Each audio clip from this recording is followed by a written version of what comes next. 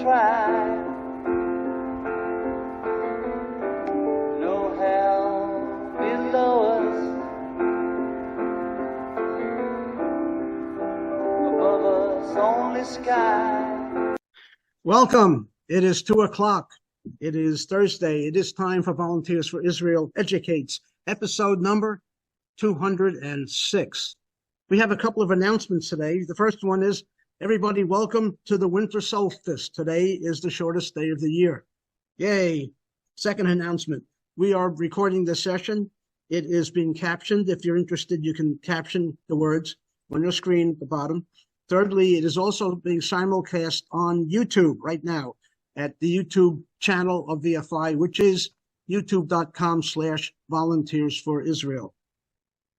First announcement is that there is a ongoing family squabble at the moment that some of you or many of you might be aware of between Volunteers for Israel and Sarel. Sarel is the organization in Israel that connects us directly to the IDF.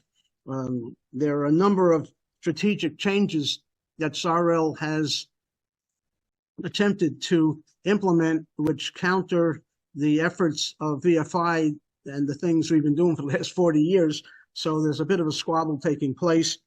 Senior management is involved with it, both at Sarel and at VFI. Hopefully it will be resolved. There was a letter put out by Karen, who's the general manager of Sarel, informing folks to not go through VFI for registering to volunteer, but to go directly to Sarel. That's a problem for everybody. That's not the way it's operated for the last 40 years. Plus, Sarel seems to be incapable at the moment of administering all of the activities and all of the things they're supposed to be doing. Consequently, our volunteers are hitting a bumpy road getting questions answered or not answered, plus other types of shortcomings exist. So there's a conflict. It's being worked on. I suggest everybody just stand down. Let's wait about a week and see if we can settle this thing as an intramural family kind of squabble. Everybody knows that politics in Israel is a contact sport, so we're in the contact sport ourselves now. So that's the announcement on that. We don't know really too much beyond what I've just told you in terms of where exactly this thing stands. Next week, episode 207, will be visited or revisited by Daniel Pomerantz, Pamela's dear friend. He will talk to us about the potential victory of Hamas, and he'll address it from his perspective. He was our presenter for episode 199, I believe, a couple of weeks ago, and did an excellent job. So we look forward to that.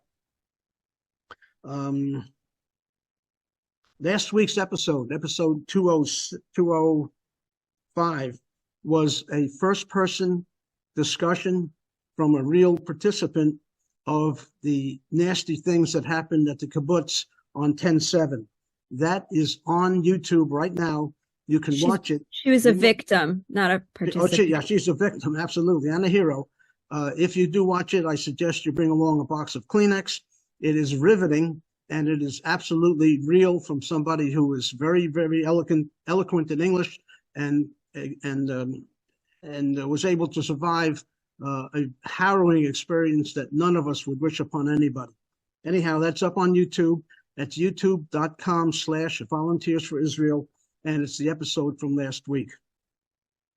Ilana, do you have any announcements on VFI that I haven't covered? No? Nope, nothing further. You've covered everything. Great, thank you. All right. Julia, would you like to introduce our guests today, or shall I? Yes, no, I will. I will introduce. Okay, go for it. Hi, everybody. I'm very happy and privileged to introduce Eyal, my dear colleague and a PhD. So Dr. Eyal Dujovny, PhD, is an Israeli government licensed tour guide since 2016. He considers himself first and foremost an educator and cross-cultural broker. His academic and professional background in anthropology and international relations frame his guiding, and he adopts a holistic approach to his work. In addition to guiding, Dr. Dujovny maintains a subtract called The Israeli Anthropologist, where he writes about the intersection of history, culture, and politics in Israel. So I am very happy to have you with us tonight. Thank you for coming. Thank you for taking the time. And I'm looking forward to your discussion. All yours, Eyal. All right. Thank you so much for the invite and for this really wonderful opportunity to share a little bit of my thoughts of what's been going on here for the last couple of months, and also to look at it from an anthropological perspective. Give me 1 second here to figure out the share screen, and it should work. Yeah, here we go. Can you see it? Let me see if I can do that. We see it, but it's not. Okay, now it's full screen. Okay, that's good. Okay. All right. All right. So, as we said already, the anthropological perspective, and I'm going to just go right into it. We're going to talk today about October 7th, but also about all the things that are around October 7th. On that day, as you all know, Hamas and other jihadi terrorist groups crossed the border and invaded Israel. That's what we're really talking about here. This was an invasion of Israel. They attacked military bases, kibbutz communities, and, as you know, the Nova Music Festival, killing at least 1,200 people. What we're talking about was, in effect, a pogrom, and a pogrom using death squads with the highest number of Jewish dead since it was the worst day since the Holocaust for the Jewish people in terms of the number of people who were killed. In fact, more people died on that day than in the Six-Day War and the 1956 Sinai campaign together. And you may not know this, but in the Yom Kippur War, which was the other most terrible experience, not even one civilian died during that war. All the people who died in the war were soldiers. So we're talking about something which hadn't happened in Israel since the War of Independence, and Israel was completely caught off guard, which means that there were some paradigms that were wrong, and we'll talk about that, the conceptia, as they call it here, and that our intelligence services obviously failed on some level. But most importantly, what I want to try to do is talk about some of the big picture things. I'm going to get into the nitty-gritty, but I want to also talk about big picture stuff, because I think that's really one of the hallmarks of the anthropological perspective, is that we look at things from a big picture view and look at some of the cultural baggage which also surrounds all of that. But before that, I wanted to just share a little bit about who I am, where I'm coming from, and the approach I'm going to take. So first of all, shalom to everybody. I'm based in Haifa, was born in Israel, but raised in the US, as you can tell by my accent. I grew up in the Squirrel Hill neighborhood in Pittsburgh, and I also grew up in West Bloomfield in Detroit area, both very wonderful Jewish communities. And I've been working in tourism for 10 years. And like it says here, I've lived in many countries, visited over 60. I worked for the United States Environmental Protection Agency for a bunch of years in the US in the International Activities Department. I have a PhD in anthropology. I did my field work in India. I lived in a fishing community for a year and a half, like a big long camping trip, where I studied the relationship between caste and environment. And I also ran a study abroad program in India for a couple of years. You can see here with my family, this is already over 10 years old, that photo. And then also in Haifa, I ran a study abroad program. I had a podcast, which is still up, and sometimes I put things out there called Tour Guide Confidential about tour guiding. And as Julia said, I also run a Substack, which is articles, which I'll give you a link for, which I've been writing since the start of the war from an anthropological perspective. And the thing that I was actually planning to be doing right now is I started a new initiative called People Not Places, where I'm trying to do tourism, which is based less on visiting places, but actually interacting with people. And as you can see by this kind of mission statement, The goal was really to foster dialogue and learn about respective cultures and to build bridges. Unfortunately, at the moment, that's not really an option. All right, what do I mean by an anthropological perspective? When I'm saying that I'm bringing things to you from an anthropology perspective. Many people have heard the word anthropology. Maybe some of you have even taken Anthropology 101 courses when you were in university. Anth 101 is a very popular course in a lot of universities. It's really the study of mankind or humankind. But more than that, it's kind of a philosophy of culture. And it really deeply impacts the way we live in this world today. Most people may not be aware, but among all the social sciences, if the other sciences are the head, anthropology is kind of the neck and kind of makes you look in different directions. So it's an overarching kind of perspective.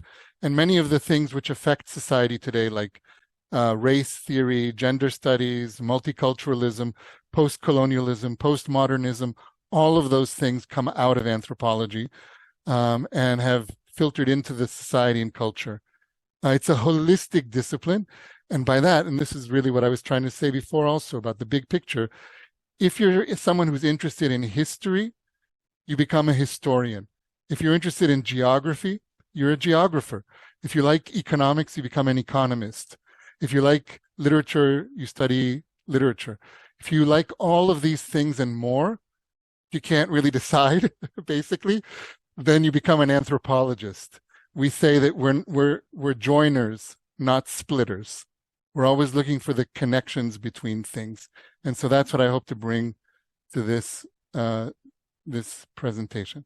Now, I think actually anthropology is a very good lens to speak about the Middle East, because most people don't realize how culturally complex the Middle East is. Most people, when they look at the Middle East, they're thinking Arab-Israeli conflict. They're Jews and they're Arabs. Maybe in the last 10 years, they heard about Yazidis, what happened to them when ISIS attacked and killed all the Yazidis. And if you've been to Israel, maybe you've heard of the Druze. But there are many, many different groups here that live in the Middle East. And unfortunately, over the last 100 years, they are fewer in number, but it's still a very culturally diverse area. And I think that one of the ways that we can talk about what's going on here is trying to understand how all of these cultures intersect historically and also today in practice. And since I said I like to talk about big picture stuff, and I want to look at the big picture, I'm going to start with a view of the universe. And I start with that. Julia might groan, but I have here a map, which is very popular in Israel. I call it the Why Israel map, but others call it the Cloverleaf map, which is from 1581. It was a map from 1581 by a German cartographer whose name was Heinrich Bunting. And he knew that the world didn't look like this. He was drawing map which expressed a certain worldview. Every map expresses a worldview, and every map is not a one-to-one, correlation, a representation of the earth. It's never one-to-one. It's always a model, and a model is never the thing, right? A model is always a model of the thing. And what he's trying to talk about here is, in a religious perspective, you can see here in the middle of all of this is Jerusalem, right? Jerusalem is the center of the world. And actually more than that, Jerusalem is the center of the universe, because from Jerusalem, the universe begins to be created and unfolds like the leaves of a clover here. You see this kind of unfolding. And when God creates the universe, he creates the first physical matter. That physical matter is the foundation stone, which is the rock, which is under the dome of the rock. That's where the name of the Dome of the Rock comes from. It's that foundation stone. When God creates, he has to begin somewhere. And where does he begin? In Jerusalem. And what is one of the proofs for that? That is that the land of Israel, so long as we didn't know about the New World, and if you notice on bottom left here, there's a little bit of America. It's a little bit of Brazil. But they knew about the old world, and these old world continents of Europe, Asia, and Africa were only connected in one place. And that was the land of Israel, which meant that land of Israel has always been a land bridge between the different continents. If you wanted to get from Africa to Asia or from Europe to Africa, you had to go through the land of Israel if you didn't have a boat or, like today, an airplane or something like that, right? But more than that, it was also a sea byway, because the Red Sea is the shortest distance to the Mediterranean Sea. And so you have like an X marks the spot kind of situation, which is, again, location, location, location. And in a sense, kind of like the watershed of the world, right?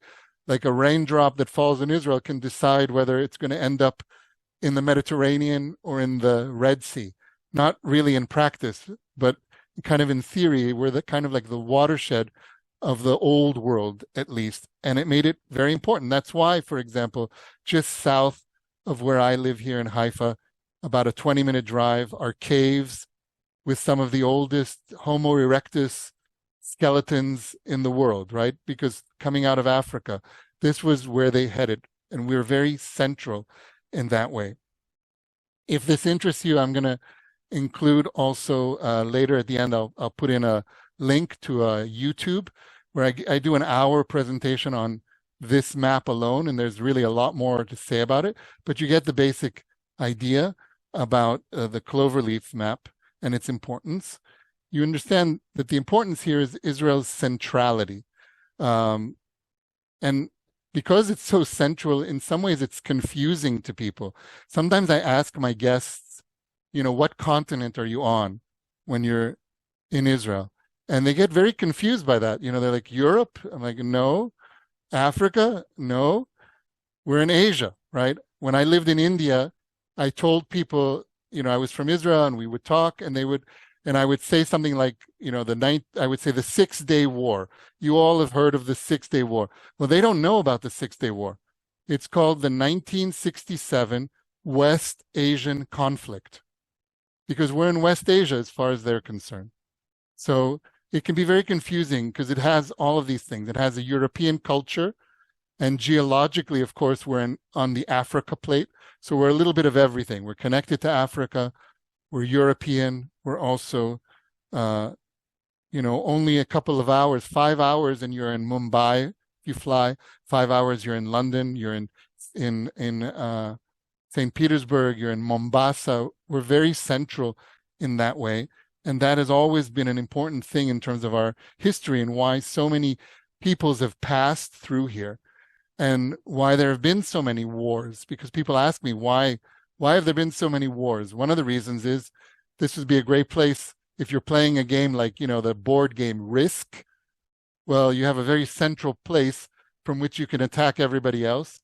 You're a connector between all of it. It's a bridge. And from here, I'm going to switch over to understanding our role in the region.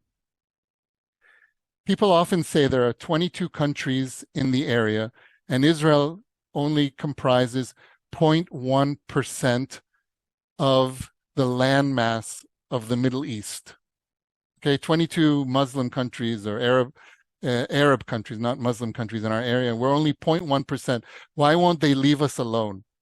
What do they want from us when we're only making up 0.1% of all of the land? And the answer is there are many reasons. We can take a religious reason, like in Islam, the world is divided up into Dar al-Harb and Dar al-Islam, the world of war and the world of Islam, that this was once Islamic land, and once it is, it always is.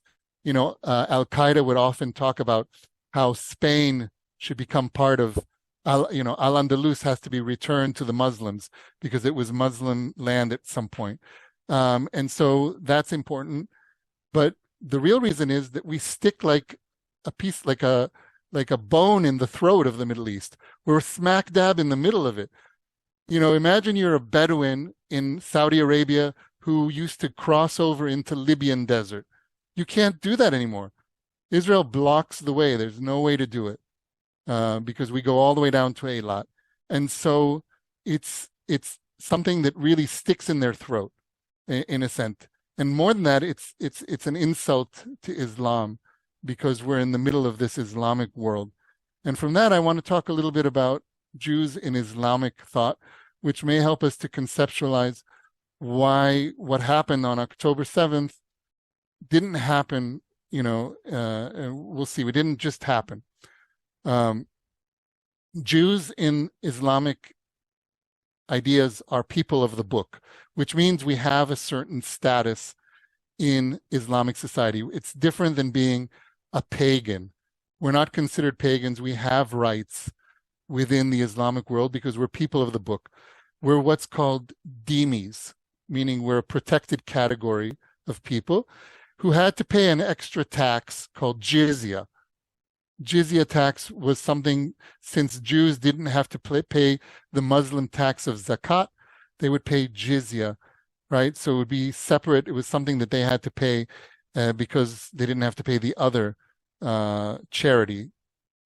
The interesting thing is that Jews, unlike Christians who were identified with the Crusades, Jews often in Islamic thought were seen as effeminate, as weak. It's because we were stateless, we didn't really have the ability to defend ourselves. And in Islamic thought, we're seen as weak and effeminate. In addition to that, there is a sense that the Jews are not completely honest. We're a little bit usurpers in the Islamic tradition because most Muslim scholars believe that the binding of Isaac was actually the binding of Ishmael, because Ishmael was the firstborn son, not Isaac. And Ishmael was the one that Abraham took. And the Jews changed the book to say that it was Isaac, to give themselves certain credit, give themselves a connection to Abraham, which really belongs to Ishmael. And so the Jews shouldn't be completely trusted because of this. That's another element in Islamic thought. As seen as, our claim to birthright is suspect. Okay. Now, the fact that Jews are defeating them in battles is something which Muslims need to deal with when in the world today. Right? We've defeated them since 1948 in all of these battles. And so what does that mean about Islam? What does that mean about their place in the world? If they can't even defeat these weak, Jews who were subject people and aren't even the real, God's chosen people because they lied about it. And so Jews come to be seen as this kind of malign force in the world, which is an important thing to think about, because what it means is, on some level, the conflict that we have with the Arab world is not just about real estate. It also goes into conceptions and perceptions of the way they see us, right? We have our conceptions and they have theirs as well, and it influences the way that they see us and our role in the world and what to do with us. So much so that there is an eliminationist thread in Islam as well.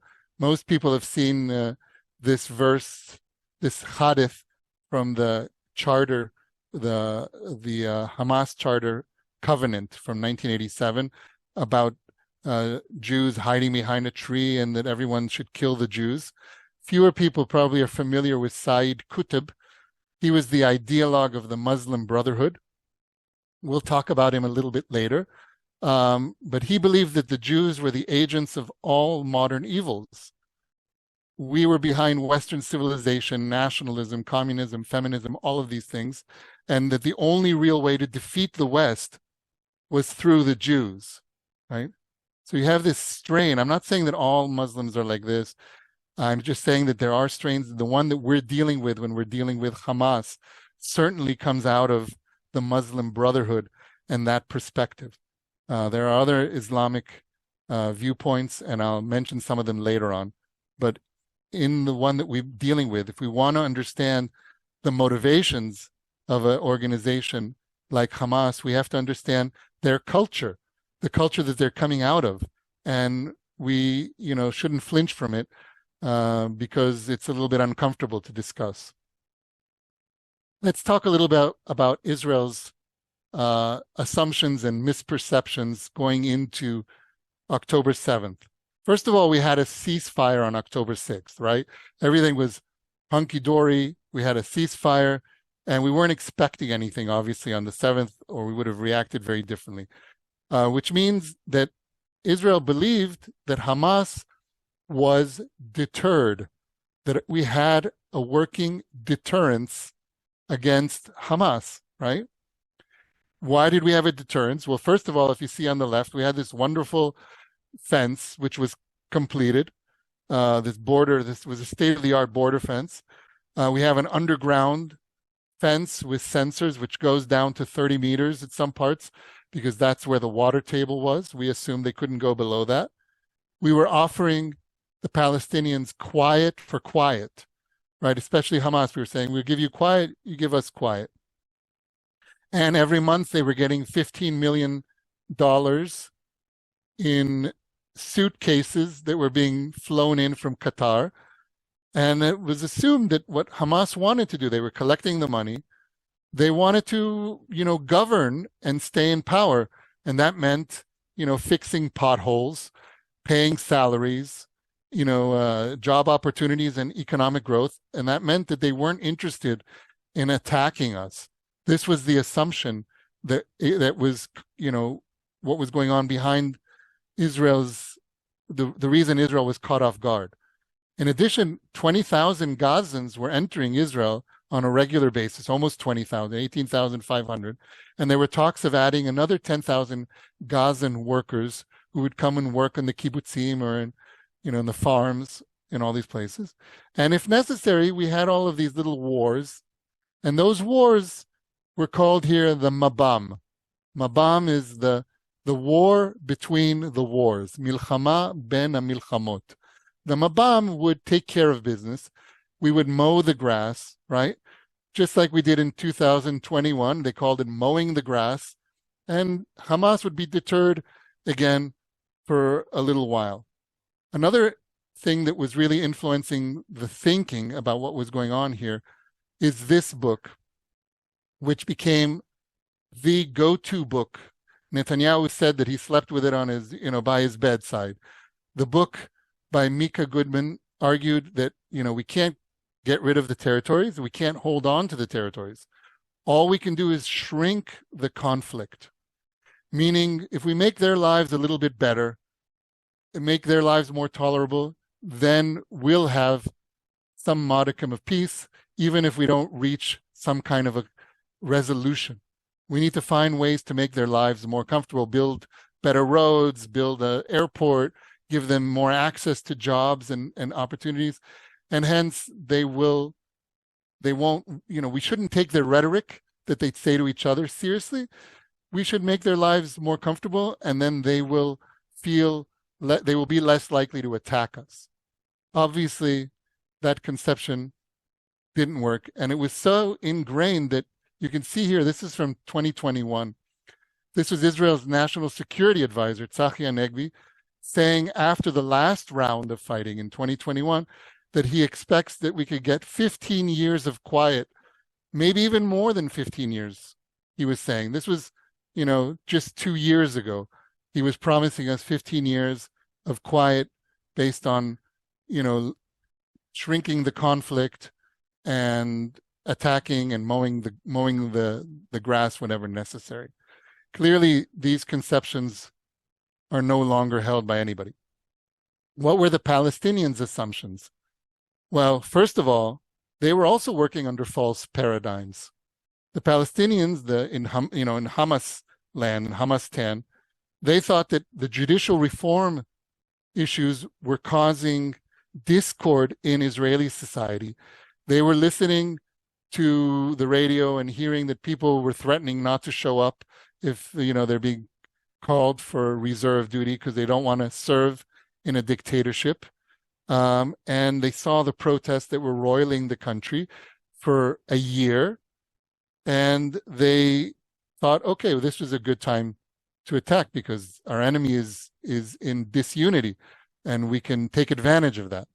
Also, they wrongly expected that there would be a uprising in the West Bank, that very quickly after October 7th, there would be a new intifada in the West Bank, which would help them, and that they would receive a lot of assistance from Hezbollah.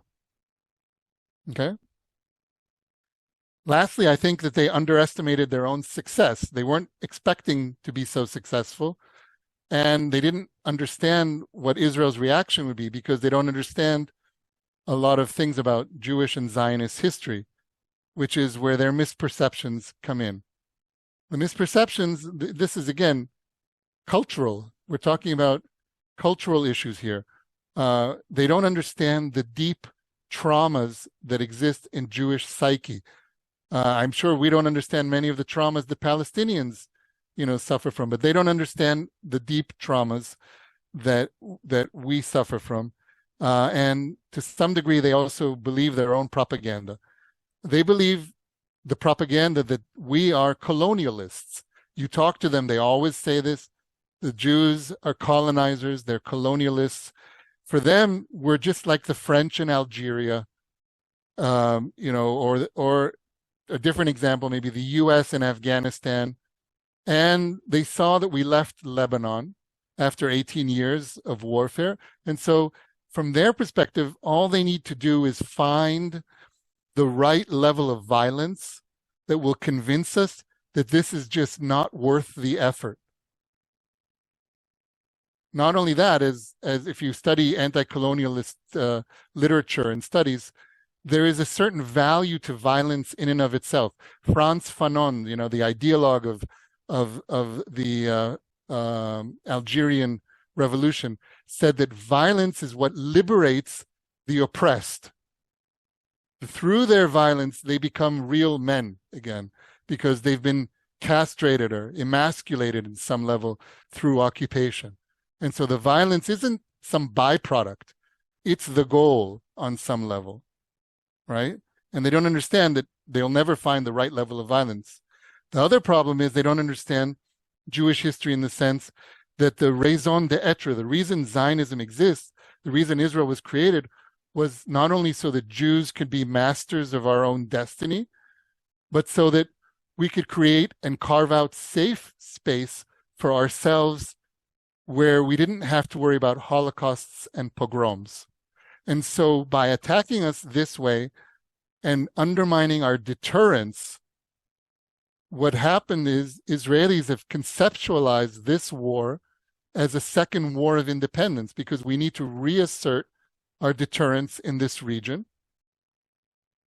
And we need to show that Zionism isn't a failed ideology, that Zionism can protect the Jews. And so we have to go, it's not like another round of fighting. Already on day one, people were saying, oh, no, another round of fighting. I said, no, this is not going to be another round of fighting. This is something which is a civilizational struggle and a once in a generation struggle, where people are calling it the second war of independence because of that. Because the idea is that never again is now. And what we couldn't do to the Nazis and their collaborators, we can do to their intellectual heirs today. And that's what we need to do. And so that needs to be understood in terms of our psyche and what they don't understand about it. All right, a couple things quickly that are in the background that also need to be touched on before we get into the different players. One is the Abraham Accords, as you can see here, is where it was signed. This was a bilateral normalization between UAE, Bahrain, Morocco, and Sudan. Sudan never really fulfilled it. They're in a civil war, but that was the idea. It was the beginning of a new Middle East. More important than anything, it was a decoupling of the Palestinian issue from the Arab-Israeli conflict. So the idea was there would be the Israeli-Palestinian conflict and then the Arab-Israeli situation. They're decoupled. Secondly is the issue of Saudi rapprochement. and the PLOs. So Saudi rapprochement, we were probably only weeks or maybe months away from an agreement with Saudi Arabia. And that is a much bigger thing than many people realize. Saudi Arabia is where Mecca is. Saudi Arabia is, sees itself as kind of the representative of the true Islam. As the Saudis go, many other countries would go. Pakistan for sure would have been interested in normalization with Israel. Oman probably would have also. We can think of other countries in the region that the Saudis influence. And so this was a real threat to who? Iran, which is Saudi Arabia's mortal enemy. There are rivals everywhere, right? There's even the names, right? We call it the Persian Gulf. They call it the Arab Gulf because they don't want it to be considered an Iranian, area. They call it the Arab Gulf. They're rivals between Wahhabis and Shiites, right? Sunnis and Shiites. Rivals in Yemen, we'll talk about in a minute. Rivals when it comes to oil. Rivals on their view of the United States and the role of the United States in the region. So they're mortal enemies here, and both want to be the undisputed leaders of the Middle East. Hamas was the spoiler here. Hamas played the role of spoiler, just as it did with the Oslo Accords, just as it did during the Second Intifada. It was a spoiler, and it came in right, before this agreement would have been, signed. The other thing is the Palestinian National Authority. Here on the left, you can see Mahmoud Abbas. By the decoupling that has happened between their policy, like the Israeli conflict with the Palestinians versus Israel's situation with the Arab world, means that the Palestinians have lost a lot of power in the last couple of years. They had basically a veto power over other countries' foreign affairs. And this veto power no longer exists, which means that they're out in the cold. And that is, on one level, a good thing, but on the other level, it means that they have less to lose. And so it's an issue which we'll talk about in a couple minutes again. And lastly, we have our friend here, Putin, who also has some benefits from what's going on and probably knew about what was going to happen. And if he didn't know, he should be angry at the Iranians. And if he did know and didn't tell us, that's also a problem. But it definitely benefits Putin, what's going on here. It benefits him because we are now taking away all the attention from Ukraine, right? And we are, in a sense, and he has also good relations with Hamas. We've been trying for the last year and a half, or 2 years almost, since the war in Ukraine began, to walk between the raindrops when it comes to Russia, because we're worried about the fact that Russia can influence things here. They're much closer to us than the United States, but Russia seems clearly to be benefiting from what's going on. As you can see here, he says that what's going on in Gaza is much worse than anything that people talk about in Ukraine, and it's definitely taken attention away. If you watch CNN or any of the other news channels, you can see that Ukraine has taken a backseat since all of this has begun. This is a bigger story. But what I would argue is that Gaza and Israel and fighting in Gaza is, as Barry Weiss has called it, the bleeding edge of a much larger conflict. And that's something that we need to think about when we think about the big picture. Lastly is Israel-US relations. No one likes to hear this, especially Americans, but there is a sense that ever since the U.S. left Afghanistan, the U.S. is perceived in part as a paper tiger. Some people claim that, Ukraine is a result of that. There are people here also who think that Iran was willing to do what it did and risk the U.S.'s ire because it sees it as a paper tiger. But having said that, the U.S. response has been very strong, and the sending of the aircraft carriers and ships has really made a difference here. And so we really thank the United States for that. I think Hezbollah's calculus and Iran's calculus has definitely changed now that there are 3 carrier groups here.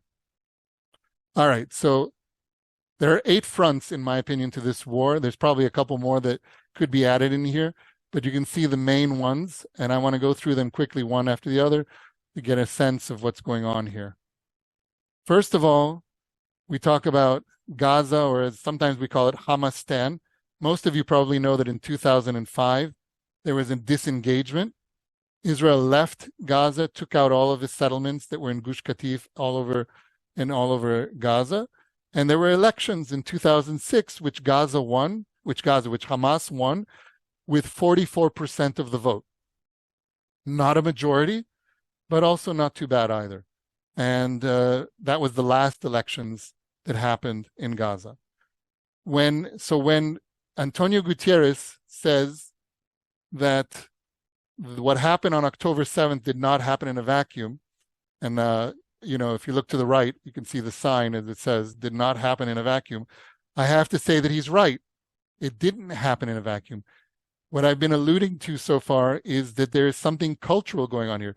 The Muslim Brotherhood impacts the way they see the world, the theology and ideology of this organization, of which Hamas is just a northern branch.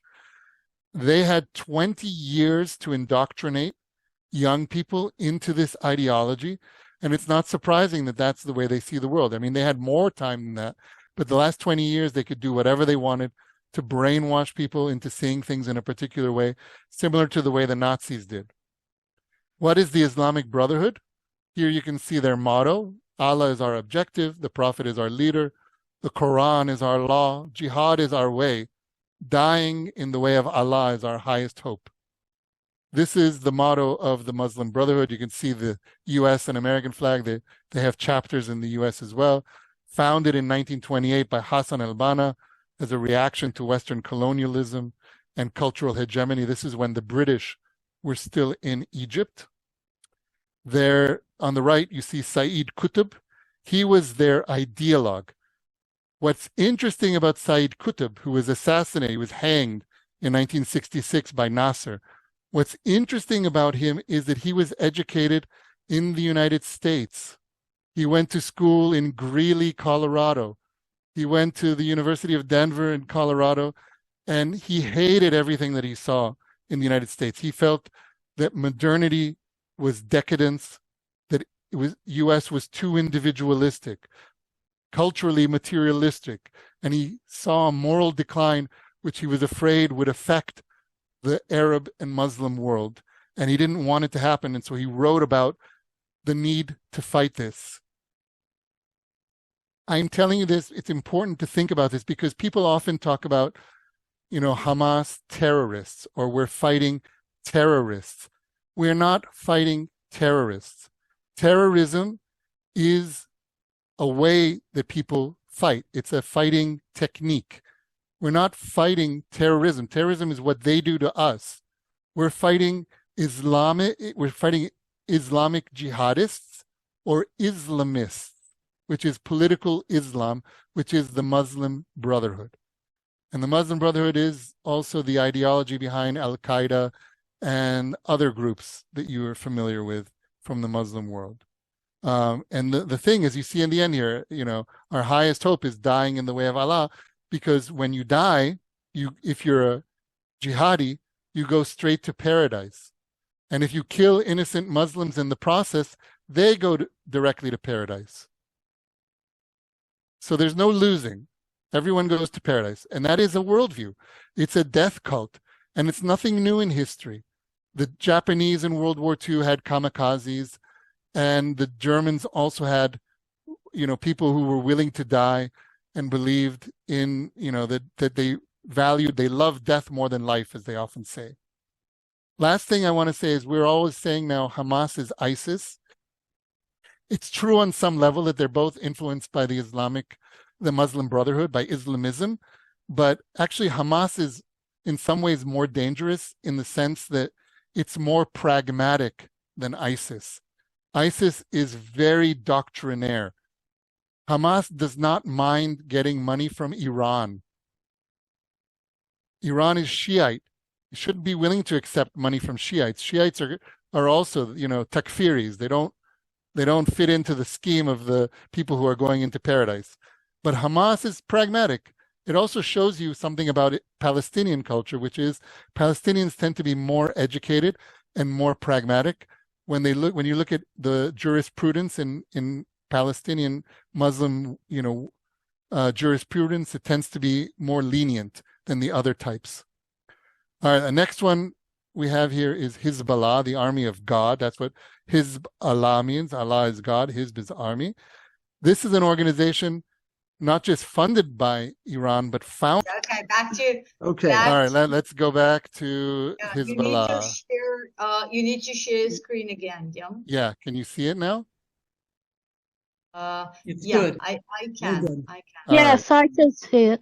All right, so Hezbollah, like I said, they developed a new type of warfare using suicide bombings and IEDs, which was then copied elsewhere, but the new type of warfare.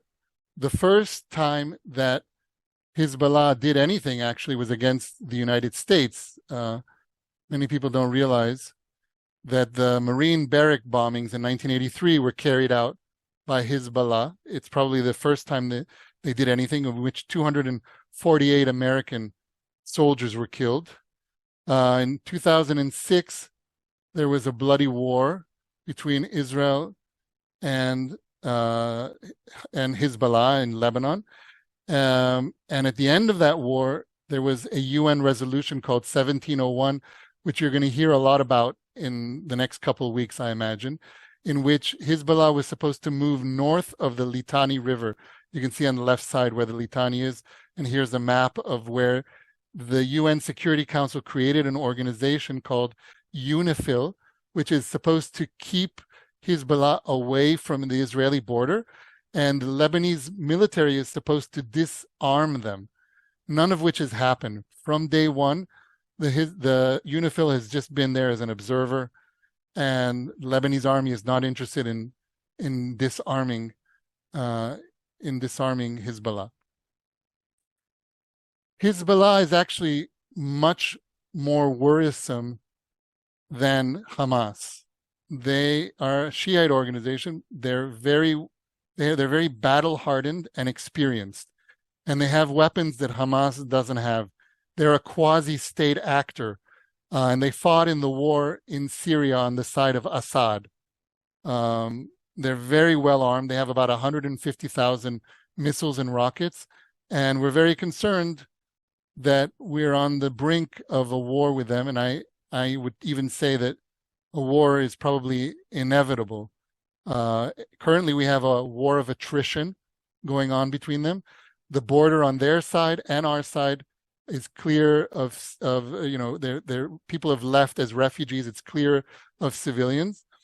And the Prime Minister of Lebanon has said already that he would prefer a war with Israel than a civil war with Hezbollah if he would try to disarm them, which means two things. It means we need to go in there and do the work, but it also means that he's happy to let us kill Hezbollah because it means that they don't have to do that dirty work. Right? It's in Lebanon's benefit to weaken Hezbollah, and that's what Israel would be doing for the sake of Lebanon, in a sense. What's for sure is we can't leave them on the border, even though there are great risks. The next group we already mentioned a little bit is the West Bank, the Palestinian National Authority. This has been the bloodiest year there since 2000, since the Second Intifada. Since the beginning of the fighting on October 7th, about 250 people have been killed in different Israeli raids and fights, especially in the cities of Jenin in particular, and also in Tulkarm and Nablus and other places as well. The Palestinian National Authority, Mahmoud Abbas, this whole situation makes him look very weak. And in fact, support for Hamas has gone up incredibly since October 7th, which is counterintuitive. But 14% of Palestinians in the West Bank supported Hamas before the war. Now 44% support Hamas in the most recent polling. So this is something that we need to follow and watch. And the Palestinian National Authority is interested in running Gaza, but it's not sure that Israel is interested in them doing so. At least at the moment, politically, that seems to be something that the government does not support. Now we're going to go down to Yemen. Many people don't realize that the Red Sea is an arm of the Indian Ocean. And it's the shortest way between the Indian Ocean and the Mediterranean was through the land of Israel or overland from Oman on this spice trail, which ended in Gaza. Gaza, the reason Gaza exists, the reason it was important is because it was the port from which all these spices and ivory and gold and jewels all headed out into the Roman world, into the Mediterranean Sea. And so Petra was the capital of the Nabateans, and everything would pass through Israel and through Gaza. Our outlet through the Red Sea is critical to us. You can see here at the bottom where it says Yemen, Bab el-Mandeb. Otherwise, we have to go all the way around Africa to get to Asia. And because of the closing of the Straits of Tiran in 1967, Israel launched the Six-Day War. So you can understand how a similar situation just farther down the Red Sea is an existential crisis for Israel. And what's happening at the moment is there's this new group of countries led by the U.S., a new deployment called Operation Prosperity Guardian, which includes U.S. and Canada and France and Greece and Netherlands. Even the Seychelles are involved in some way in this, is meant to keep the passageway, the bottom there at Bab el-Mandeb, open for shipping. So who are these Yemenis that are attacking us? Well, this is, again, where you need to look at the cultural diversity of the Middle East that people don't often think about. We know about Sunni Muslims, but there are Shia Muslims, and among the Shia, there are also different types of Shia. The Shia in Yemen are called Zaidi Shiites, or Fivers. They are related to the Fatimids and Ali, and you can see in the kind of bluish area over here, they're in a mountainous area around Sana'a, and they're in control of Yemen at the moment, at the end of the civil war there, a war in which 400,000 people died. And so why are they shooting at Israel? Because A, they're Shiites and they're supported by Iran, and B, because they're looking for legitimacy in the Middle East. Just like Nasser got his legitimacy by being anti-Israeli, they're getting their legitimacy as well in this way. And this is their flag, which is kind of surprising. It goes back to 2001. This is their flag, and here's what it means. Allah is great, death to America, death to Israel, a curse upon the Jews, and victory to Islam. So you can see where they're coming from. There was one Jew left in Yemen who had to escape recently, and so there are no Jews there today. We're almost at the end here. We've got Syria. Syria has been pretty quiet since the start of the war. Israel has attacked Syria hundreds of times, if not thousands of times, in the last 15 years. This is part of the war between the war. Syria is, connected to Lebanon, and so they're helping.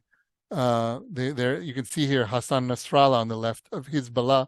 Syria is helping arm Hezbollah, but for the most part, it's been quiet, though we don't know if it will remain that way. Syria has good relations with Iran, which helped them survive the civil war, and good relations with Russia. So you can see one of the reasons that Israel has been very careful in the Ukraine war. We have Russia on our northern border with Syria, and Russia, in fact, has numerous bases, and somewhere in the vicinity estimated as 70,000 troops in Syria, which means that, if there's a war between Russia and the United States, for example, one of the fronts might be here because there's so many Russians here. Why are they here? Look at the naval bases where it says Latakia. Russia needs that naval base to ensure that it has a fleet in the Mediterranean, because the Black Sea can be closed by Turkey, which is a NATO member. So since the 1960s, Russia has been in Syria. Last thing I want to say about Syria, which is very important, is that it's probably the most culturally diverse country in the Middle East. You can see all these splotches of colors. These are different ethnic groups. We have Christians and Druze and Armenians and Turks and Ismailis. That, if you don't understand that, you don't understand why Syria, imploded the way it did with the civil war, and also why Assad won, because it was everybody else against the Sunnis, and they were willing to do anything to defeat the Sunnis, because if the Sunnis won, they would have killed every last Alawite. Alawites they call themselves Shiites, but they're not. They're kind of a mix of Christianity and Islam, and they really were worried about a genocide like we saw happen to the Yazidis. All right. I'm going to go through this quickly. The information war, I think most of you understand that the media is also playing a part in the war today. We saw this especially with the case of the Al-Ali Arab hospital, where within an hour they already announced that 500 people were dead. But as you can see from the small crater on the right, there's no way that could have happened, and it happened from a missile that was fired from within Gaza. The important thing is that the media works on a principle of cognitive anchoring. Once you get an idea in your head, it's very hard to get it out of your head. And if it bleeds, it leads. And so they're very focused on this place here. Also, we have name recognition because of Jerusalem. So when there's a conflict here, it raises circulation, and the media keeps very engaged in what's going on here. Now, you guys live in diaspora, and you're kind of are familiar. Diaspora is a front as well. You saw the shameful performance of these university presidents. I won't go into, all the ideology and all the things that led us here, just to say that in the diaspora, Jews, when Israel makes a decision about a war here, he has to also consider what happens to Jews in the diaspora. It's not only, what is this good for the Israelis? Is this good for the Jews? Because there are immediate impacts on Jewish communities. And you end up with things like, these kind of protest rallies, which are a danger to our students who are at these institutions. And so that's also a front and a consideration. And last but not least, Iran. You can see Iran has no border with Israel. We have at least two countries between us and Iran. But we have a long history which goes back to the Persian Empire. If you know the story of Purim, Esther and the king and the Jews were in Persia and Haman and all of that. The Persians arrive here in 538 BC, and they remain till 332 BC. And the reason that they're here is because if Iran controls Israel, then they control all the trade of the Middle East, everything from the Mediterranean to the Persian Gulf. And so it makes a lot of economic sense for them to do that. And they've been involved in some way or another throughout history. Here you can see in a later period, this is the Achaemenid Persian Empire. And this is in the later period. In the Roman period, when the Romans arrive here, the first place that they go during the Great Revolt is to the Golan Heights. Why? Because they want to stop the Persians from invading Israel. See, the Persians are called Parthians. So it's a recurring thing. We move forward a millennia, and we have the Persians again on our border, and we have this, what we call the Shiite crescent, which includes Yemen and Bahrain and Iran and Iraq. The red color is how many Shiites are in these places, and they have their sinister hands on all of this, on all of these places. So Iran is really behind a lot of what is going on over here. All right, 2 more slides and we can stop for questions. Let's start with the bad news. The bad news is that we have a situation in the Middle East where we have a big problem, which is this. We have a majority that feels like a minority, and we have a minority that feels like a majority. What do I mean by that? The majority in Israel are Jews. We're the majority here. But we feel like a minority in the region, which means that we have to be very careful. We always talk about security. We're worried that, if we make peace, that it won't last. And this situation, October 7th, only increases our anxiety about all of these things.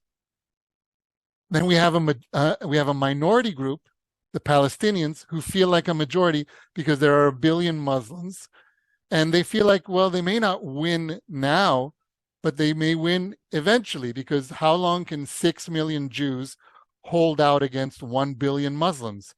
And if we make any concessions today, Arafat used to say this all the time, that if I give away land today, it's like I'm stealing from my grandchildren. Because if I agree in principle to the Jews having any piece of land, that means that in the future they can hold that up to us and say, hey, Arafat agreed the Jews could have some land. And so we have a real issue here between where there's a majority that feels like a minority and a minority that feels like a majority.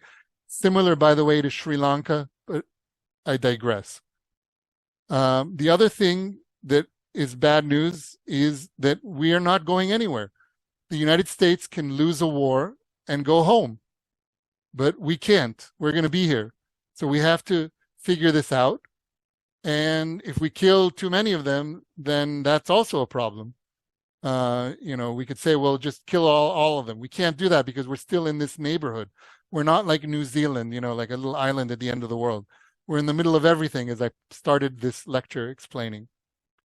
And the last thing is, you see this machine here. It's called the Iron Beam. It is a laser system which will blow out missiles and rockets from the sky. And once it's operational, it will change warfare. It means that right now it costs a lot of money to blow one little rocket, like a $5,000 rocket. You need a $100,000 missile to blow it out of the sky. This will cost $3, and it will be able to shoot out missiles at the speed of light. And that means that we could blow out, 100 missiles at a time within a second. And so it will change the warfare here. And Hezbollah, which has 150,000 rockets, knows that, which means that it's pushing it to go to war earlier rather than later. So that's the bad news about this, okay? What's the good news? The good news is that the Iron Beam will soon be operational. And if we can get it into the field, it will make a big difference. The other good news is we still have peace with Egypt, Jordan, Bahrain, Morocco. And that hasn't disappeared because of the war. And there are some interesting possibilities from this war that could come out. One of the ideas which is coming out is that perhaps instead of creating a Palestinian state, we might create a Palestinian emirate, like the United Arab Emirates, meaning Palestinian society, if you look at it culturally, is based on clans, very large clans. And if each clan had its own area that it ruled, maybe it would lead to more stability. They would have some kind of a confederation, but each clan would be responsible for its areas and would then be more interested in taking care of its own place, like in the UAE. So that's a possibility. So let's hope that's the end of the lecture. And here is my business card. You guys can copy that if that's of interest. And I'm open for any questions that you might have. Eyal, תודה רבה. Thank you very much. It was very informative. It was very, how to call it, non-positive. I mean, not very hopeful, but we are here to learn about reality, not wishful thinking. So thank you very much. And let's start with the chat. Would you like me to read it for you? Would you like to read it yourself? Can you read it for me? Yeah, sure. Okay, so let's see. Okay, so I guess the first question is Harry's. Harry normally has very smart questions, so that's right, Harry? Okay, so Harry asks, would you see Israel doing against Hezbollah? Will it be preemptive and sooner than later? Yeah.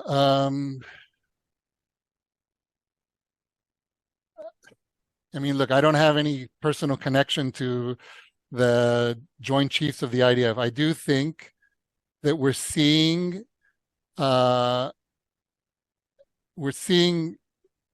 things heating up in the last couple of days. You know, what's happened is everything kind of stopped because of the US presence. I think Hezbollah decided, you know, we could go for a war of attrition, but it wouldn't go all out. Iran as well, because they were worried about being attacked. But Israel there can't be a situation in which the 100,000 people living along the Lebanese border are expected to live in an area where what happened in Gaza would happen there as well. At the moment, what we've basically got is northern Israel has become a security belt for Hezbollah, right? Just like we had a security belt in Lebanon, they have one in Israel now, because all of these people are refugees from these places. So when will it happen? I'm hearing, you know, from the rumor mill, that if it weren't for the US, Israel probably would have already attacked Hezbollah.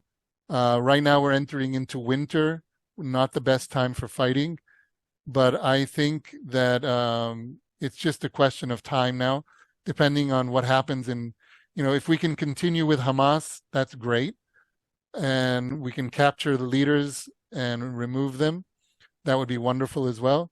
But Hezbollah is going to happen, whether it happens in a week or in 2 months, I don't know. But it's definitely going to happen. It'll definitely happen in 2024. When exactly, I don't know. I have a follow-up question about Hezbollah, if I can. Sure.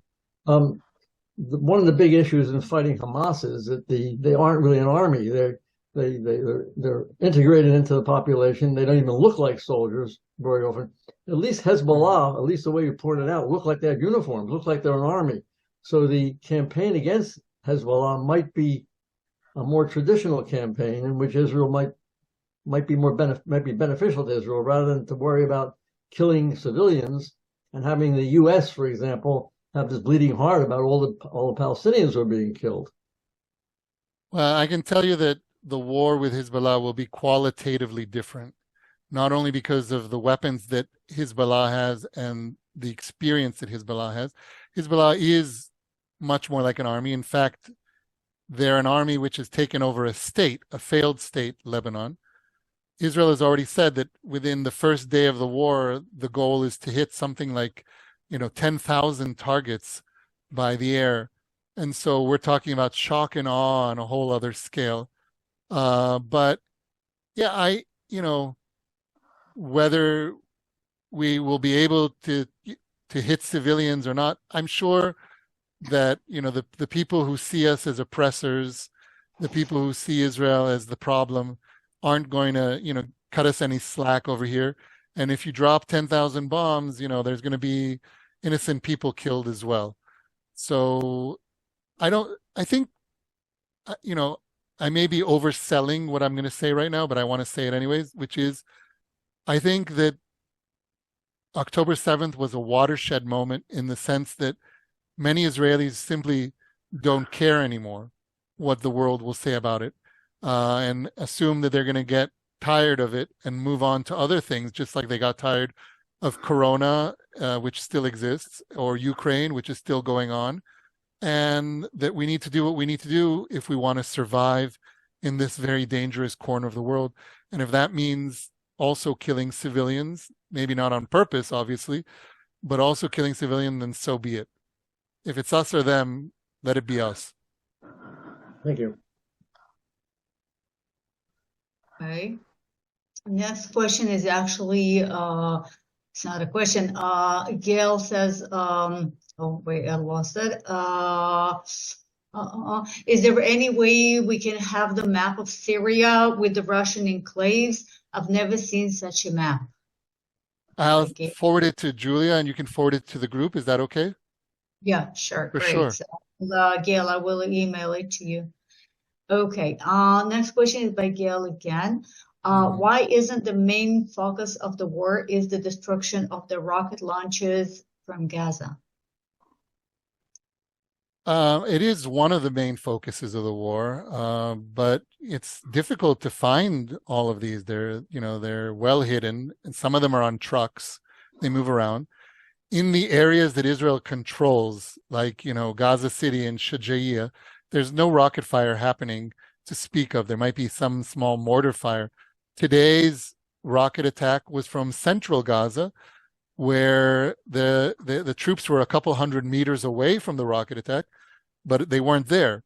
The last time when they were shooting rockets at Jerusalem, it was from just outside the humanitarian zone in the south of Gaza, where Israel is also not there. This is the problem with the whole conception of a war by air power alone.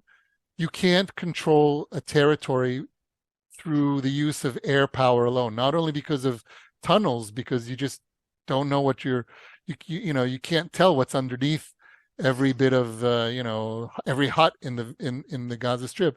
We don't have that type of intelligence, so there's no way to put an end to it completely other than controlling the territory with boots on the ground. Okay, right, which is such a sad, again, conclusion. Sherry asks Dr. Moti Kedal's idea about the Emirates, question mark. Yeah, that's who I'm talking about, Dr. Moti Kedar. He has this idea of Emirates, and I think, as an anthropologist looking at it, that makes the most sense to me, because most of the Arab states are artificial post-World War I constructions, right? Whenever you see on a map straight lines, that means that it's after the longitude-latitude system became, common, which is relatively new. And so when the powers after World War I, based on the Sykes-Picot Treaty, divided up the Middle East, they drew straight lines which didn't reflect the local populations. In a place like the United Arab Emirates, where the local groups united, but within, each one has its own sovereignty, they can, enjoy the benefits of being together while also still doing their own thing. A little bit, like the difference between kibbutz and moshav. You think about it. I think it makes a lot of sense for the Palestinians as well, because there are large families that control certain areas. If you want to get anything done in a certain area, like in Hebron, you need to, connect with the right families in order to get it done. Okay. Harry asked, what about a three-state solution, Gaza, West Bank, and Israel? Yeah, I mean, it's what we've had for the last 20 years in a sense, because Gaza and West Bank are separate from each other. They don't really, and even now they're vying for popularity. I don't think that is something that Israel is going to accept. We could talk about a four-state solution, or turning Jordan into Palestine. These are all ideas that we can put out there, but I don't think it would work. I don't think Israel would agree to have these two different states. It adds a whole other level. Every time you add another country into the mix, it adds a whole level of complexity. It's like playing chess on different levels, and then you have you have to worry about if you do something there, how is it going to affect here. It just complicates things more. All right. Gail states, such a great presentation. Thank you. Thank you. By the way, Gail, you pointed, I think that was you. Somebody asked for Eyal's contact, so it's already on chat. I place his email address, so you're welcome to contact him directly. Yeah, please, welcome to contact me. Sure. And like I said, I've been writing a Substack, so if you take a look at that, I'll put it here as well for you. And you can do some of my reading. we still have a couple of questions, if that's Okay, okay. I'm here. Sure. Oh, great. So Judy asked, do you know where things stand vis-a-vis hostage negotiations? Well, as of today, what's happened is that the hostage negotiations have broken down, and the factions, not only Hamas, but Palestinian Islamic Jihad and other factions in Gaza have agreed that at this point, they will only return hostages if they get a full ceasefire, which will be not a temporary humanitarian pause, but a full ceasefire, and that there will be an all-for-all exchange, meaning Israel will release every last Palestinian prisoner under its control, including the big names like Marwan Barghouti, and then only then they will release the hostages in their possession. What this implies to me not only is that the hostage negotiations broke down, but they're in a corner and they want the war to end. And so it's an all or nothing deal is what they're offering at the moment.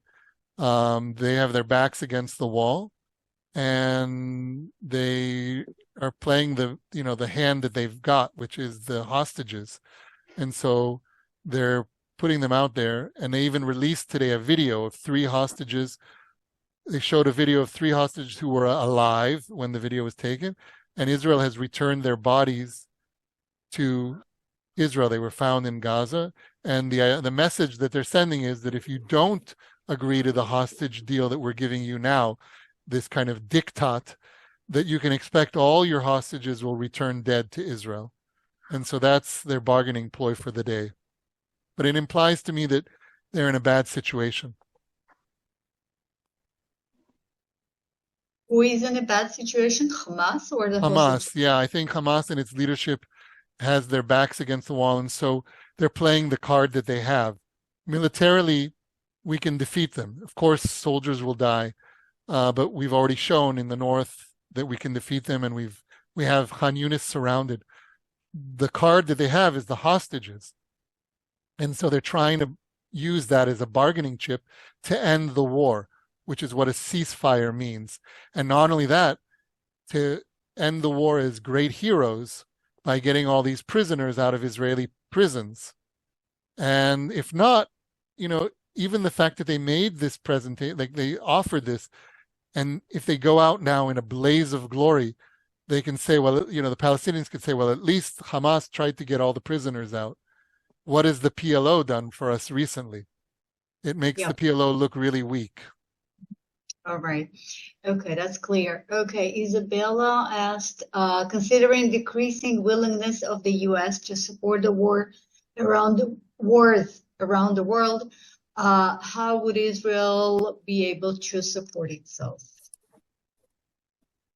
Well, I mean, first of all, Israel has a military doctrine which says that we have to be able to defend ourselves. You notice that we're not members of NATO. We're not members of we don't have an alliance with the United States. And that's for a variety of reasons. One is that, we need to be responsible for our own self-defense. We can't count on anybody, even the United States, unfortunately, to care more about our survival than we do. So I think that at the moment, depends. I mean, it depends if Iran is involved or not, and Iran might get involved. That's a whole other level of war. So Hamas is the lowest scale, Hezbollah bigger, Syria bigger than that, Iran the biggest problem that we could have. If we were facing Iran, then of course the US support would be critical. But I think that Israel would be willing to go to war against Hezbollah without the US support. And I think that a majority of Israelis understand that we really don't have a choice if we want to continue living in this part of the world. And so our foreign policy isn't dictated or run out of Washington, but we definitely take Washington into consideration. So recently, for example, there's been a lot of criticism in Israel that more soldiers perhaps are dying because the military is being more careful about bombing buildings, and they blame the U.S. for this. There's a lot of pushback against that. Whether it's true or not, I can't say for sure, but there's a sense that that's true, and a lot of Israelis are happy for U.S. support, but they don't want a U.S. veto and are willing to go alone. Okay. Sharon's question. The news are totally unsympathetic for Israel and totally favorable of Gaza. How can that change? Yeah. Well, I kind of, said, that writing news from here is a good gig for journalists, right? When there's an intifada, they can go in the morning to Ramallah, and in the afternoon they're sipping coffee on the boardwalk in Tel Aviv. It's not like covering a war in Yemen or Iraq or other places. So the media likes being here, and because this is such a lightning rod for a lot of people around the world, it's very good for circulation. And it's also very good for name recognition, right? A lot of journalists make their careers over here. Think about, Friedman or Isabel Kirshner, or what was his name, who was in the Atlantic, James Bennett, who went on to be the New York Times. This is an important stepping stone. So the media is going to be here. How do we make them like us more?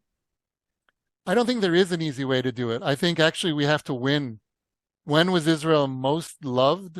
After the 6-Day War. Ironically, that's when we were the most loved in the world, was after the victory of the 6-Day War. People don't like to hear bad news every day, and what we've got here is a drip, drip, drip every day, some bad news. Once we are decisively in control of, let's say, Gaza, and there's no more missiles, and there's no cross-border attacks, and we have the situation under some kind of control, the media will move on elsewhere. They need to go somewhere which is more titillating, where they can get more circulation. And so one way to do it is simply to win, talk about victory. The other thing I would say, last note, is that as Jews were very rational. We're very, we're Talmudic. We like to discuss and argue and all this kind of thing. But you can't convince, if someone comes to you and says to you, I think you're a pig, you could say to them, here's 26 reasons why I'm not a pig. It's not going to convince him that you're not a pig. And that's the approach that we often take as Jews, like we bring a placard to a post, to a rally, and we think that it's going to change. A lot of this is emotional stuff that's going on, and it's also tribal in the sense that people belong to certain tribes. And I know I don't want to keep you much longer, but basically, I think when I was younger and when you were younger, if I asked you, about gun control, abortion, global warming, whatever, I could have a different discussion with a different person about every one of those things. And I would never be able to guess where you stand on it. Today, if I know where you stand on any one of those things, I will know where you stand on all of those things. And everybody has kind of, polarized into the camps. And so you're not going to convince the media that wants to be seen as progressive or leftist or woke or whatever you want. You're not going to convince them to support us, because that would imply them leaving their camp.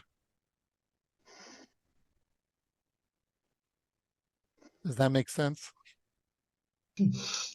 Not more than anything else in this crazy world. Okay, Sharon asks, with the destruction of Gaza that we see in the news, how will they ever rebuild a society where the population will be able to have normal, hopefully happy lives? How long will it take?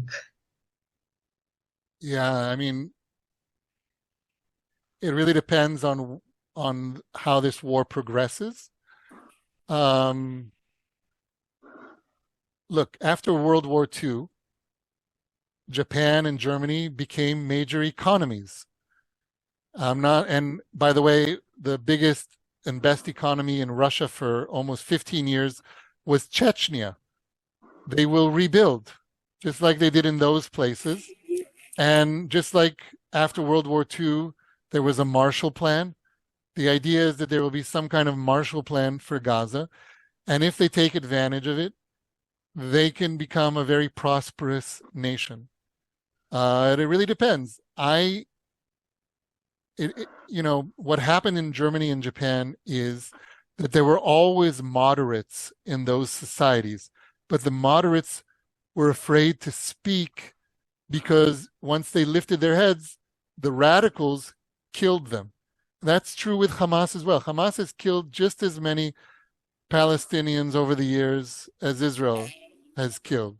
You'd be surprised. Sinwar didn't kill any Israelis. The head of Hamas, he was in jail for killing 4 Palestinians. That's why he was in an Israeli jail. They also terrorize their own people. And so it really depends on whether a new generation or somebody comes up in Palestinian society who says, you know what, let's take advantage of this situation and rebuild in a way which will be to our benefit. Because when you rebuild, you can actually rebuild with the most modern approach, and you actually have an advantage over everybody else.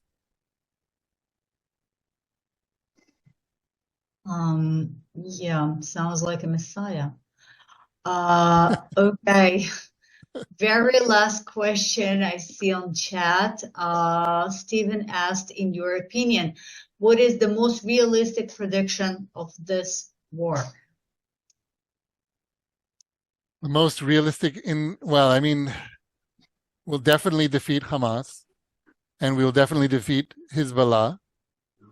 The question is, will the war widen into other circles? Is this, again, just the bleeding edge of something much bigger? Are we, before World War I and before World War II, there were a lot of things that happened in the decade before, which when you look back at it, you were like, that makes sense that, this led to that and that led to this. And eventually, in general, we're in a very unstable world at the moment. We're in a multilateral world. We don't have a bilateral world. When there was Soviet Union and US had its, there were a lot of threats, but on the one level it was also balanced. Today we have a multilateral world, and China could attack Taiwan. That's going to affect things. Israel and Iran could have a war. Russia could invade Eastern Europe. All of these things could happen. And so it's, I can't see into the future, but I do think for sure that Israel will not end the war until Hamas and Hezbollah is pushed beyond the Litani River and Hamas is completely destroyed. It doesn't mean that there won't be still people with the ideology in their heads, but as an organized government, with a chain of command, with the institutions of government, that won't exist anymore. Thank you. Thank you very much. Thank you all. Wish I appreciate it. you're right. We really need to get rid of Hamas, and let's finish with this hopeful note of we will get. Oh, I have my hand up. Oh, I never got to ask my question. Yeah. Yes, Catherine. Can I ask? Yeah, of course. Oh, okay. Just 1 second. I wanted to ask because the UN Security Council is voting today on the Arab state-sponsored resolution that calls, as you said, for the ceasefire in Gaza. But I think to add to what you said, and a mechanism to allow transfer of aid with far more limited Israeli supervision. I think this is affecting both sides because, as you say, Hamas is afraid of not being in charge, of others coming in. but also the Israelis are. It puts you, your defense is a lot harder to protect if others are coming in. Despite the ongoing, Hamas rejected a ceasefire hostage prison swap offered by Israel, claiming the Palestinian factions are unanimously opposed to a deal as long as fighting in Gaza continues. The IDF said it has taken over the Sujaye neighborhood in Gaza City. So I think we're pretty far from hoping that this is going to happen soon. I absolutely agree with you and hope that they handle that northern border, because I have lived there and we suffered terribly under that, and we were sort of not given the attention we deserve. My other question to you is, why are the Christians so quiet? A lot of churches and people in Gaza who've been injured and killed are Christians, but you don't hear much from them, and I fear repercussions. But really, the patriarchs in Jerusalem of, say, the Catholic and the Protestant, and even Mike Johnson, his Magna, ultra-right religious, are very quiet about all this. I was just curious. Yeah, regarding your first question, I agree with you that Israel doesn't want third parties running around in Gaza. What they've been talking about in terms of getting aid to Gaza, the idea at the moment has been that what they could do is load ships in Cyprus, in Larnaca, and then those ships would be inspected by Israel before they depart, and then any goods would arrive in Gaza directly from Larnaca after inspection. So not from Egypt and not from Israel, but through Cyprus, and inspected by Israel. So we'll see if that's going to happen. In terms of the UN resolution, I read earlier today, maybe it's changed since then, that they were going to postpone it again. The United States said that it wouldn't be able to vote, and this is one of the places where the U.S. plays a very important role in being able to veto in the UN Security Council. So I read that they're pushing it off again. The resolution that exists at the moment is being placed there by the UAE, and it still doesn't mention Hamas by name, which is one of the things that Israel has demanded. But I don't know that Israel will immediately stop fighting, even if there's a Security Council resolution which is binding. Just because a resolution is binding, as we saw in Lebanon, doesn't mean that it actually is implemented. And I'm not sure that the UN is interested in organizing a military force to attack Israel to force it to cease fire against Gaza. In Israel, we see the UN as a hostile entity. Last year, in this last year, 2023, there were 14 anti-Israel resolutions in the General Assembly, and there's only one against Russia. There was only one against Iran. And so it's really lopsided. So a lot of Israelis would be, following in the tradition of Ben Gurion, who famously said, shmum. So, And so the Christians? The Christian, Gaza never had a very large Christian community. About 3,000 people were Christians. Today there's about 800 Christians in Gaza left. I actually knew one of the nuns who spent 16 years in Gaza. She just recently she shifted to Rome. She's one of these nuns who work for Mother Teresa's organization, the Sisters of Charity. Right. And so they have a church there, and she talked about, the Christians, as long as they kept their heads down, they could live there, but many of them left. There was persecution. The one Christian store was burned down. There's a Christian bookstore that was burnt down. So there are Christians there. They're part of the land too. They're part of the mosaic of this very central place. And I don't know why the church doesn't talk more about them. but they're definitely there and they're part of the story as well. Toda rabah. Thank you so much. And Badma. Dr. Eyal, this has been probably one of the most coherent, understandable lectures on an extremely complex topic that's got so many arms and legs, they're almost uncountable. And you have explained many of them to a great level of understanding. Thank you very much for your presentation today. Thank you so much for the invitation. I really appreciate it. I think everybody deserves. Thank you. Thank you so much. Thank you so much for joining us. All right. אייל, תודה רבה. תודה על ההזמנה. לילה טוב, ואנחנו נהיה בקשר להתראות בדרכים. להתראות. And Julia, thanks for arranging things also. Yes. At this point, we're going to move into our schmooze mode. Everybody's welcome to stay. All topics are on the table. We do have to follow very strict rules, and that is there are no rules. It's a free-for-all. But everybody is civil. Nobody is throwing darts yet. And this free-for-all will last as long as you want. It could last for hours, and that's not unusual. So I will stop the recording at this point, and also will stop the YouTube recording as well. And we're on our schmooze mode. And thanks again for joining. You're welcome to stick around, Dr. Eyal. And thank you so much. Okay. Okay, I will thank you all again for coming. I will thank Eyal again.